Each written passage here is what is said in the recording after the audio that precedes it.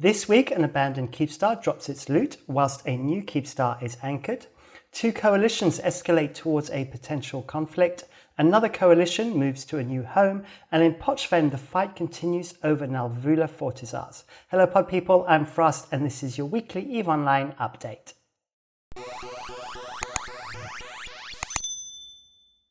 Welcome back. So as always, we start the show by announcing the winners of the Scope Syndication skin, which at the moment is the Venture skin. So I have two winners to present. One is from the 4th of January, which is Toro Loco. And then from the 11th of January, I have Bjorn Chura. I'm still waiting on two other winners to come through. So the first one is the name that I couldn't pronounce previously, which I now know you pronounce as H2SO4, which is the chemical composition of sulfuric acid. The things you learn by having a YouTube channel. And the other one is Ryan Koo Gaming. So both of you need to come through on my Discord, please. Get in touch and I can then sort out your skins for you. All right, so before we jump into the news as well, I need to make a correction from last week that I said that this was the first Keepstar to drop its loot. I was actually incorrect because I didn't take into account Keepstars that are in wormholes, which do not have asset safety, and therefore when they are destroyed, they drop all of their contents too. And I think the first one was a Hard Knocks Keepstar, was the first one to do that back in 2017. So a correction on my part there. So yes, the Keepstar, we will be talking about that. That is obviously the big news this week, is the Keepstar in R-ARKN, which was abandoned and destroyed over the weekend. Right, so let me jump up into my box. Let me grab my pen. I'm not even ready, I haven't got my pen.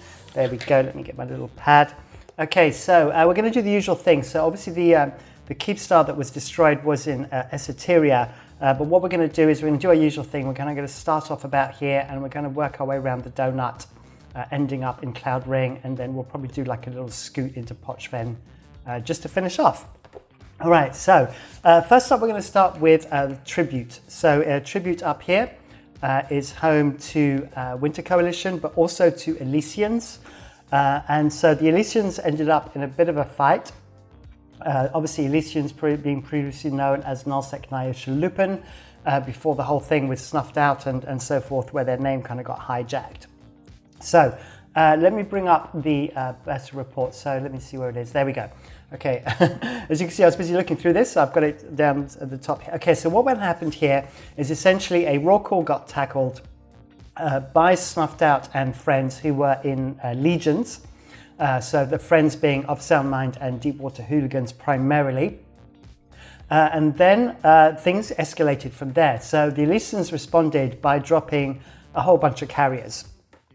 So we had Elisyans drop their caps, and things went a little bit wrong. So Snuffed Out, Deepwater and the Sound Mind came in legions. Rorqual and Boss also showed up in Lokis. And then we also then had a Dread Bomb come in, which was primarily Deepwater Hooligans and Of Sound Mind. I can see a Rorqual there and a Dread Bomb pilot there as well. Winterco then came to assist the Elisyans by bringing both a Munion fleet and Sacrilege fleets, but I think they got there a little bit too late. The end result though was that it was quite a heavy loss for Elisyans, which accounted for the majority of these losses, which was primarily 12 carriers, 4 dreads and 3 faxes. But it does look like one of the Rorquals out of the 2 was safe, so there was that. Also, apparently, Laserhawks did a showing. I haven't seen Laserhawks in ages. Laserhawks are normally US time zone, which would tie in with the time I'm seeing up here. Wormhole group in US time zone that normally kind of do a lot of AT stuff and esports stuff. All right, so that's that for Tribute. Then I'm going to talk about the Calavera Expanse because I need to talk about Capital Fusion. So Capital Fusion is the home of a Ragnarok. If you're not familiar with a Ragnarok, he is a player or a character who flies around in a Ragnarok, the Titan, and basically does drive-by shootings on people. Now, Capital Fusion, which is the group that a Ragnarok is in, left Pandemic Horde last week, and I said I wasn't sure where they were going. It does appear that they've decided for the time being they just want to remain independent and just operate as a core on its own, a corporation on its own. But they have been seen kind of hanging out with Snuffed Out. So we'll see if that kind of relationship grows and where it goes from there. But for the time being, Capital Fusion are not looking to align themselves with any particular alliance or coalition bloc. So to prove the point that a Ragnarok has left Pandemic Horde. The victim of a Ragnarok most recently was a Phoenix belonging to Pandemic Horde. So we now know, and we can see there's a video here, and as always with all YouTube videos, I link these in the description below. This is a Ragnarok landing on a Phoenix that belongs to a Pandemic Horde pilot. So we know a Ragnarok, it's still in the Kalevala Expanse at this moment. And obviously this kill happened, you can see the time coming up there, the cluster shutdown, it happened literally just before downtime. So it looks like we've got some hits there on the Ragnarok. It's not actually showing in, oh, it's actually the Ragnarok firing, of course, yeah. So there you go, so that was that. So now we can move on from there. Then I need to point out something a little bit different. This is actually a video from Svansa. So I've mentioned Svansa before. Now Svansa is a FC in Goonswarm Federation, and he is a new pilot to EVE, and at the time of doing this video I think he had about 9.5 million skill points, but he managed to catch Headliner in Anorthrus. Now Headliner is the main Alliance FC, very well known FC of Pandemic Legion, and I think the Alliance leader of Pandemic Legion as well. Unfortunately, Headliner landed a little before the rest of the fleet on his own in Anorthrus. There we go, it's just landing right now. And you need to listen to this video because you really hear the excitement in Svansi's voice. They're literally in a bunch of stabbers, if I remember correctly. They were just all slowly but surely dying, caught in these bubbles. But their dying wish was to be able to take out Headliner. And they did actually succeed in the end. And achieve that, but it's more a case of, it just once again shows that you don't have to have loads of SP to be able to engage in kind of PvP and have some good fights and stuff like that, and have some memorable moments such as this. So I think I ended up with good fights all around. Okay, so that was that in terms of Imperium Reach. This is in the system of LXQ2-T, which is on the border with Losec and actually the kind of the staging home of Pandemic Legion. All right, so then I need to talk about Lone Trek. So if you remember last week, hang on, I need to move this Ranger Regiment thing over because that's in completely the wrong place. I'll put it over there for now. I need to talk about this avatar that died. So last week I said I didn't really know what happened. It turns out the pilot was part of the Bastion. He got upset that somebody within the corporation managed to lose a marshal, got fed up with being in the Bastion, decided he wanted to move to Pandemic Horde, hence why he was all the way over in, or she was over in Pakkanen in Lone Trek. Unfortunately, got baited on a snuffed out structure. So this structure was in Freeport. The pilot jumped to the Freeport structure and then logged out. When the pilot logged back in, their ACL had been changed. In other words, their docking rights had been removed, and they were unable to tether and were therefore destroyed. So that's kind of how it came about. Also, apparently, the pilot then changed their minds and was on their way back to the Bastion. So that was kind of unfortunate. Maybe if they'd kept on their journey, then they might have survived. But there you go. So that's what happened with that one, just to bring you up to date. Now, also in Lone Trek, just over here in kind of Empire space, I just want to mention as well that there was a Fortizar that was anchored recently in Aunanen. And in Aunanen, this Keepstar was actually built by a single member of RSA, really strong alliance. And they managed to successfully anchor their Keepstar. But apparently a couple of weeks ago, they actually sold it on to Fraternity. So Fraternity now own this structure. And Snuffed Out came to reinforce it and actually put it into armor. But the armor timer showed itself to be uncontested. So that was unexpected, but just wanted to bring your attention there that that the Keepstars changed hands, but also that Snuffed Out did actually reinforce it, but didn't actually go through with that. But then Snuffed Out have been pretty busy, as you will see from these battle reports that have come up and everything. All right, so then now we're going to go over to the south. Obviously, before we do go to the south, I will do the giveaway. I thought I'd do it nice and early. We'll get it out of the way. So once again, it's still a Venture skin, Venture Scope Syndication skin, which is right here. The cutoff date will be, actually before I do the cutoff date, the way you enter into the prize draw is you have to put a comment in the YouTube comments down below. You have to make up a sentence with a keyword of my choosing. And I think the keyword this week is totally appropriate as being loot. L-O-O-T. So you can use loot, looting, whatever variant of that you want. So make up a sentence with the word loot or variant of loot. And you need to do so before 1800 UTC on Friday, the 21st of January, 2022. And you will then be entered into the draw. then please check your comments over the weekend, as I will reply to you normally on a Saturday to let the winners know that they have succeeded in the prize draw. So do make sure to check your comments, as I mentioned. All right, so let me jump back to my map again, and we're going to go over to a couple of areas before we go over to Esoteria. So in Scalding Pass, obviously I wanted to mention this because we still have Goonswarm SIG squads, that's special interest groups, deployed in Curse, and they have been kind of making attacks into Scalding Pass, kind of harassment attacks. And there was a battle here where they got note of a Fortizar that was anchoring, and they did pretty well out of that because they basically managed to spot that and come in and not only kill Fortizar but steal the core as well. So they got not only nice little juicy battle report there, but they also managed to get away with the core, which is obviously a big thing now with structures, that you actually get guaranteed kind of loot dropping out of it if it's destroyed. All right, so then in Tenerifis, obviously I think I mentioned this last week. I was talking about this region here, that Dracaris. So I've been pronouncing it wrong. Apparently I've been saying Dracaris, but apparently it's Dracaris. So I will double check my pronunciation later on. But anyway, Dracaris actually took over these systems from one crew, which were originally part of Red Menace Coalition, but seem to have gone inactive.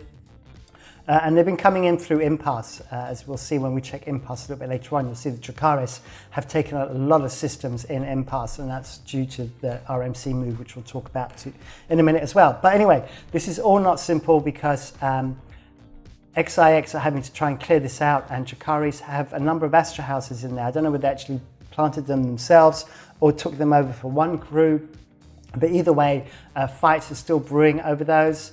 And I have another battle report here. And you can see that essentially Dracaris, with the help of Goonswarm and the rest of the Imperium, have been putting up some good fights, and Legion of Death and FI.RE Coalition as a whole, with the help of Pandemic Horde, did take some losses, and the Astra House was saved. So you can see there that it's not necessarily a straightforward fight for FI.RE Coalition, even though it is in their territory, and they do want to lay claim to the whole of Tenerifis. So I'm kind of going through this quite fast simply because we have so much to cover in regards to Esoteria and the area there. So hopefully you will understand why I'm kind of trying to abbreviate stuff a little bit so this episode doesn't go on for too long. All right, so then we're going to talk about Impasse. So with Impasse, what we're seeing here is, as you will notice, Dracaris in the last, originally had kind of taken these systems about a couple of weeks ago, and now that has increased to this whole area here. On top of that, in the pink here, we have Esports Pitopia, which is a Chinese wormhole alliance, if I remember correctly, and they were very noticeable in the AT. They did quite well in the AT and the esports tournaments, and it looks like they've taken themselves some SOV as well. So the main thing that we're seeing here is that Red Menace Coalition are on the move. They're actually unanchoring structures, and it does appear that they are planning to move to Esoteria. The fact that it's being flipped so quickly will suggest that, in fact, the structures are being unanchored already before Red Menace Coalition really got themselves properly established in Esoteria, was suggesting that they really felt that they couldn't hold both regions at once, so they had to just kind of do like a ninja move and move everything in one go. Now, I do know that there is definitely a Keepstar in 68 FT-6. As to what will happen with that, I don't know. I can't remember. I thought there was one in 60-Mal. But maybe not. Maybe that was from an old one that got destroyed. Maybe I think it was a -22 one there or something. I can't remember, but I think there was a structure of Keepstar there, but I may be wrong. And I'll have to try and double check on that before the Twitch show on Friday or before my next YouTube show on Tuesday. So anyway, so obviously RMC are on the move, and they're moving out of Impasse and moving into Esoteria. So Esoteria right now is becoming the boiling point of the game in terms of player conflicts in EVE. So as we know, we had the collapse of Army of Mango. Invictus kind of disbanded about a month or two ago as well.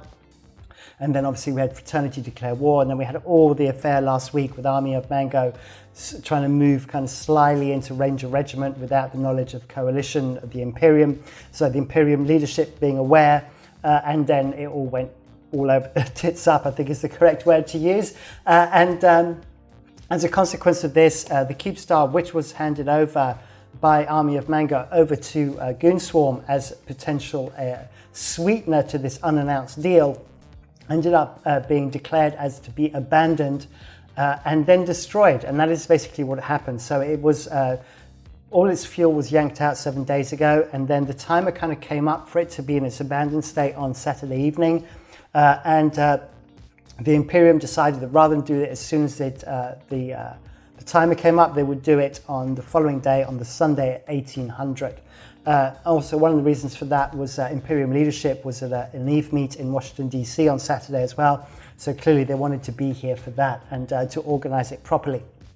So where do we start with this? Well, the first thing I need to say, which is going to become relevant to what is going on, is in D-P and P9, I mentioned that the initiative had taken the iHub. I then mentioned they dropped a Fortizar. Then just after my Twitch show last week, which I had to kind of keep quiet about because it was an ongoing event, the initiative have actually now dropped a Keepstar in Esoteria.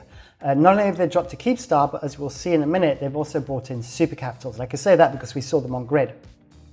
But it does suggest that the initiative have got big plans for Esoteria, because you do not drop a Keepstar unless you plan to stay in the region and have a noticeable presence in the region. Normally the initiative, if they deploy, they'll drop Fortizars and then just leave them behind. So this is definitely a change of from what we normally see from the initiative. So let's talk about R-ARKN. So this is just a live feed from my stream. So I was streaming this for 3.5 hours last night. This is on Sunday the 16th from 1800 UTC.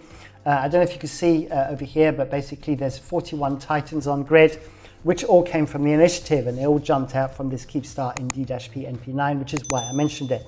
Right, so just to get you up to speed, the way that the mechanics work on an abandoned Keepstar is that you can shoot it anytime you want once it's abandoned, and then there are no timers. So you can shoot straight through the shields, and then normally when the shields are kind of done, then it goes onto a timer for a couple of days, and then you have to do the armor, and then it goes another timer, normally 5 or 6 days, and then you can do the structure timer. When it's abandoned, you get none of that. You can just pile through the whole thing. On top of that, the resistances are also reduced on the structure, so it is easier to shoot. Now, having said that, this was all happening in between about 12% to 25% tie-dye. And there is still a lot of hit points on a Keepstar, and there is also still the damage cap of 75,000 EHP per second, if I remember correctly. So, all of this took some time, which is why the whole thing took like 3.5 hours to destroy.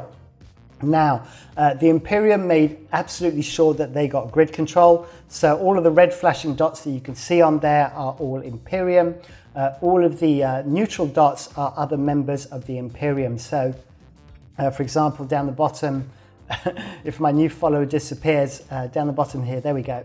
We have the initiative brought a whole subcap fleet, and then these are other groups like the Bastion and Get Off My Lawn, etc. I was in a Fraternity tune when I did this, so this is why the standings are showing in the way that they are. So anyway, so they got grid control, and then essentially on the Fortizar over here, that's the Munin fleet from the Imperium. On the Fortizar over here, it was just piled up with loads of industrial ships, Viators, Okators, Iterons, all that kind of stuff, all just sitting there waiting to warp in on the structure for when it was destroyed, it was going to drop all of its contents. That's out of personal hangars and corporate hangars as well. So a Fraternity were there as well, the Pandemic Horde were there as well, but Fraternity had a whole bunch of bombers and some shuttles, and they're obviously sitting on their Fortizar because they had a Fortizar on grid. And then after sort of 3 hours and 15 minutes, so there's about 15-20 minutes left on the structure timer, the initiative then dropped in a whole bunch of carriers. But because we know that carriers can create really horrendous tie-dyes when they launch their fighters, the initiative were really cool about that. They only made them, they put them on an E-war only, so the carriers could get on the kill mail, but they didn't actually drop their fighters to create any issues. Also, there was a potential viewpoint that fighters on a Keepstar could sometimes cause the kill mail to not be generated. So yes, all the fighters were kept in their bays and their tubes, and the carriers just did E-war on the structure. Fraternity, with all their bombers, did try a bomb run, which failed, and I think they died a glorious death. Now, we will not get a proper figure of what dropped out. I actually have a video of all the containers dropping, and there was hundreds upon hundreds of these containers. And in fact, if you want, I will link this in the description. Someone has a really nice video in cinematic view. I did a cinematic view on my Twitch stream, but it wasn't quite as good as this. I had to do it a little bit on the fly. But I will link this in the description below. This is like a 2K video, and you get to see the Keepstar destroyed in like glorious detail, whilst the various titans of the initiative are busy jumping out. So that looks really, really nice. So anyway, we do not know for certain exactly how many of these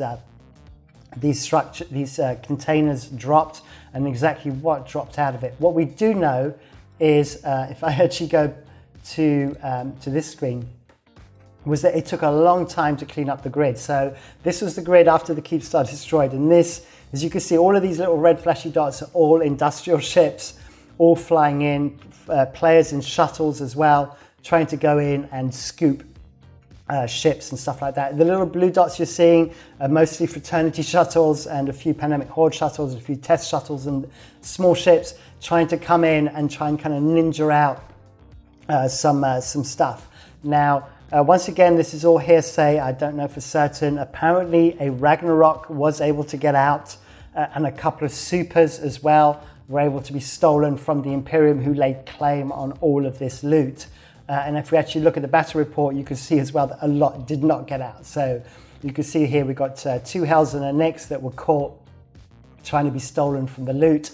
2 Naglafars, a Phoenix, Thanatos, some Nidhoggers, a whole bunch of Nidhoggers actually, Minokawas, a whole bunch of Rorquals, and so on, so on. So all of the deaths you're seeing here on the right-hand side of this battle report are primarily ships that were pulled out of hangar containers, and attempted to jump out of the system. Having said that, the ones that did get out are probably still stuck in Esoteria somewhere, logged off, and they will have to try and get themselves out of Esoteria, which isn't easy because trying to jump to Stain and get into NPC null requires at least 1 more jump, maybe 2 to get out of Esoteria. So there you go. But the main thing is you can see that the numbers were actually pretty good. It was about 4,000 in system, so that's kind of why the tie-dye was kept at a manageable level. So this only took 3.5 hours and didn't take the whole night. So there you go. All right, so that is pretty much it, I think. All the other thing as well I just need to mention was last week I talked about how Red Menace Coalition were moving in, and I mentioned what could possibly go wrong. I mentioned Red Alliance, I mentioned Spaceship Family, I mentioned Sorry in Advance, and I forgot to mention .RHP, which is Federation of Honor, Passion, and something. I always forget their name.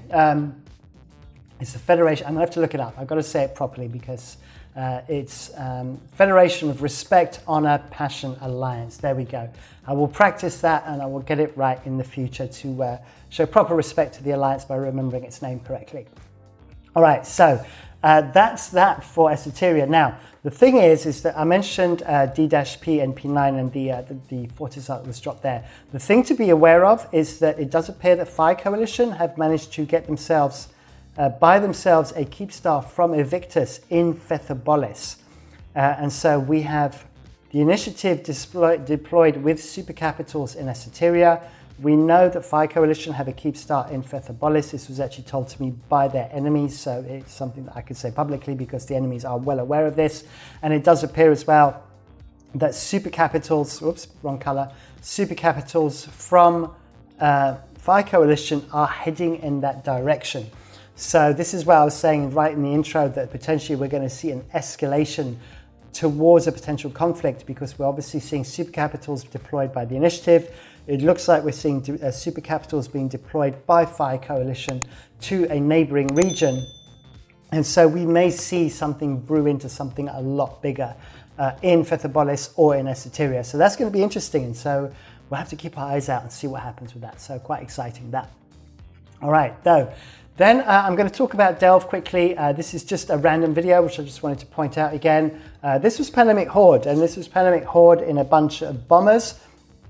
and they were kind of wailing in Delve, and they managed to get themselves a target, and this was kind of like big ball stuff. They managed to get themselves a target in 1DQ1-A, which is the capital system of not only Goonswarm, but the whole of the Imperium. And on the Keepstar grid, there we go, it just says right on the screen there, they landed and started shooting at a Phoenix, I remember, a Phoenix that was on the Keepstar grid.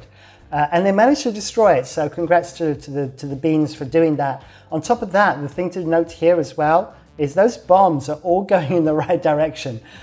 Getting bombing runs to work so flawlessly is no mean feat, let alone doing it on an enemy Keepstar grid. But their pilots were very much on point. All of those bombs kind of went in the right direction. There have been some instances of players bombing themselves. It's very easily done. So I just wanted to show you that and to show that a good bombing run in action, going in, no fear, straight into 1DQ1-A. And I believe as well they actually managed to get out as well. They managed to get themselves a moonwalk off grid, which was pretty impressive. So there you go. All right. So then finishing off on our trip around the donut, I need to mention Ranger Regiment. There we go. So let me get Ranger Regiment, put the tab in the right place.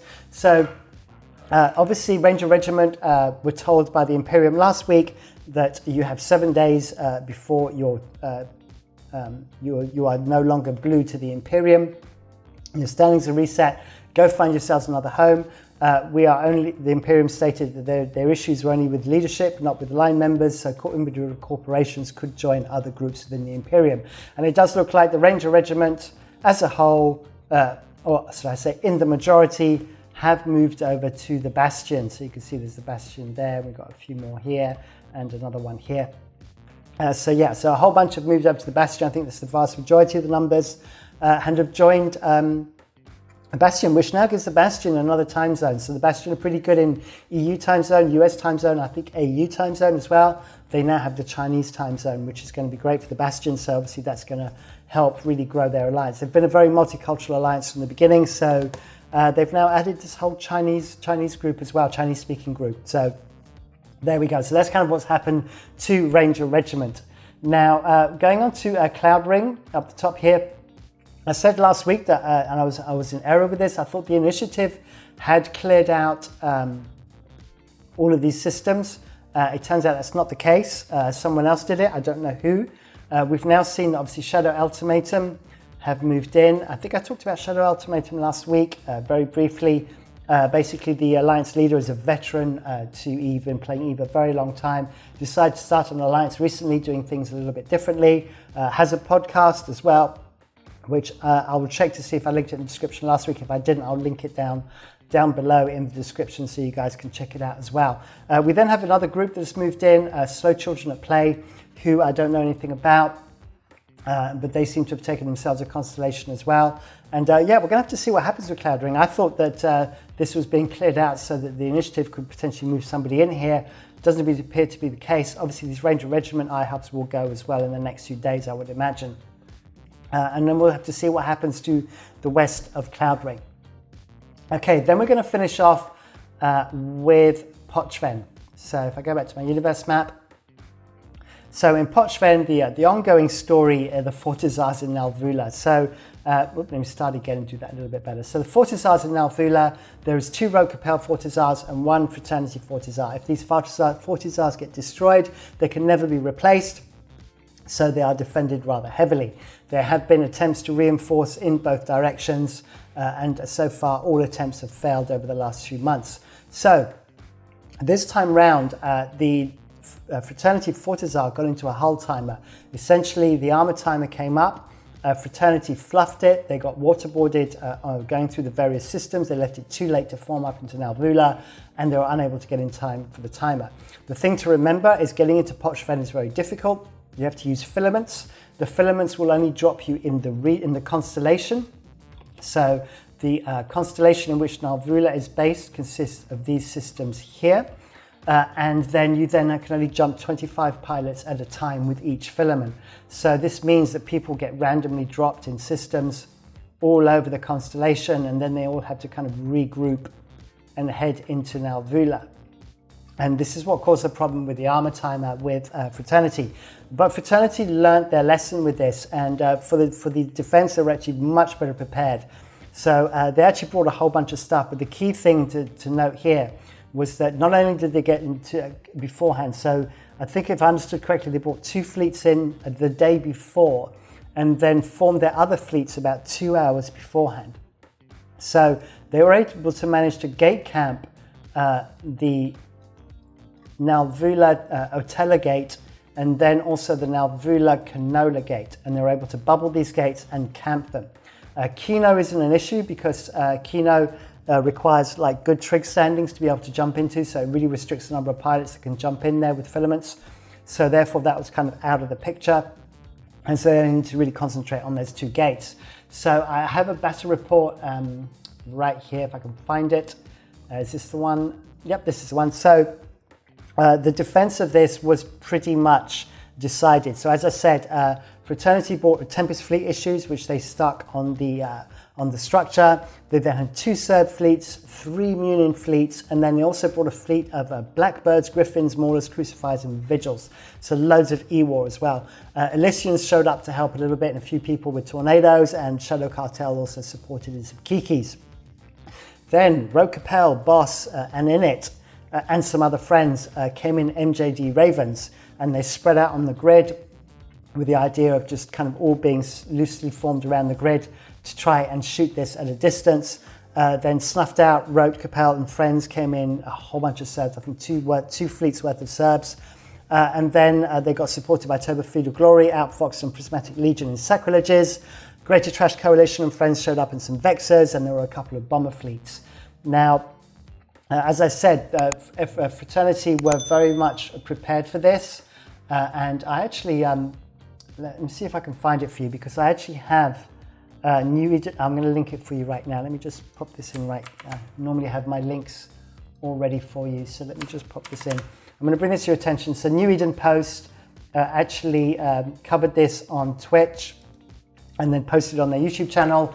So you can see the whole fight commented on over an hour or so. So I will link that in the description below, and you could see basically how the fight sort of played out. But you can see all of these kind of battle. Okay, that moved on me. So let me come back and just pause that for a sec. Oh, there we go. That'll do. I'll pause right there.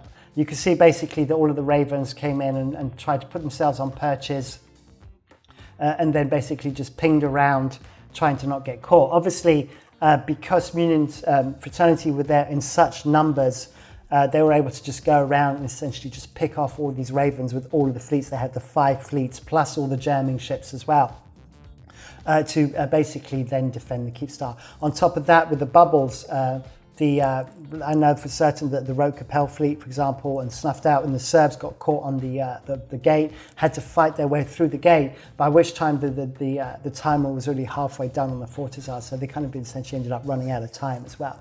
So there you go. So that's kind of what happened with that, and so we still have all the structures, all the Fortizars still continue to live in Pochven for another day.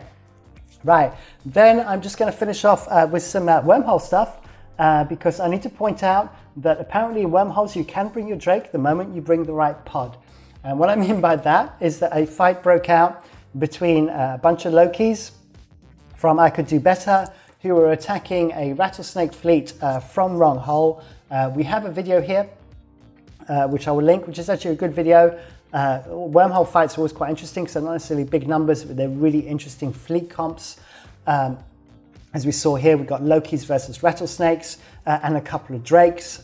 And the Lokis basically were just fighting and just trying to break through these rattlesnakes and vice versa. There was kind of a standoff until the attackers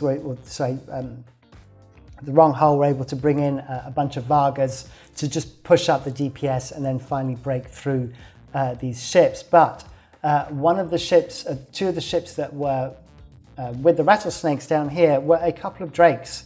Now you can see that generally Drakes do not cost 3.84 billion, and the reason why is that both of these Drake pilots were flying with high-grade Nirvanas. Now high-grade Nirvanas are implants that give you boost to your shield hit points, normally used in like Ragnaroks or Levi's, Leviathans.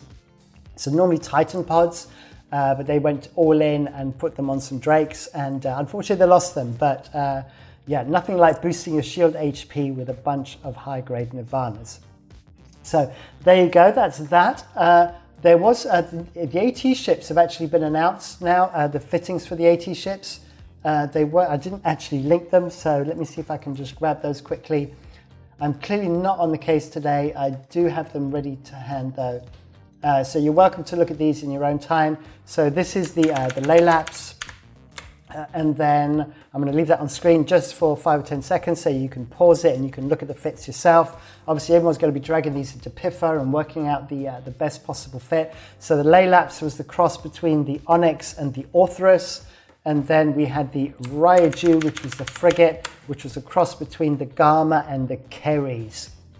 So there you go. So there's all the fittings for it. So yeah, go check those out. Go try them out in PIFA. And hopefully we'll see these in space soon. I assume that CCP are going to hand them out to the winners of the Alliance tournament. Right, then we're going to finish off with ratting and super kills. So 20 Rorquals died this week. Obviously I had to miss out. Oops, that's the wrong thing. Obviously all the ones in RAKN, ARKN don't count because they weren't actually, they were just trying to extract those and they basically died. But definitely a few more ratting Rorquals dying. So whaling Rorquals being caught whaling. There's actually an interesting one here that you can see down the bottom here. There's actually, sorry, my pen is fighting me today. There was actually 3 Rorquals on the same moon, which is unusual, but one of them was a boosting one. The other one was full of tractor beams, and then there was a second boosting Rorqual. So I'm not quite sure why you'd need 2 boosting Rorquals on a grid, but Goonswarm were able to catch them and destroy all 3. So that was pretty costly. Then ratting supers, literally just 3 ratting supers were destroyed. There was a Hell that was destroyed as well. It looks like it was potentially, I think that's on the AoM Keepstar. So they may have been caught on a Freeport ACL trick of having their docking rights privileges revoked.